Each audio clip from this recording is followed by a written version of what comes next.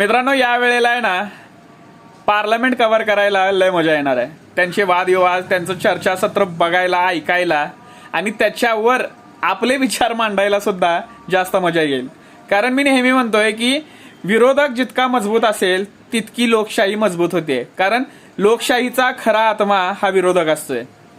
पण मागच्या वेळेला मोदी सरकारमध्ये कोणत्याही चर्चेविना 140 पेक्षा जास्त खासदारांचं निलंबन करून त्यांनी बिलं पारित करून टाकली होती विना चर्चा.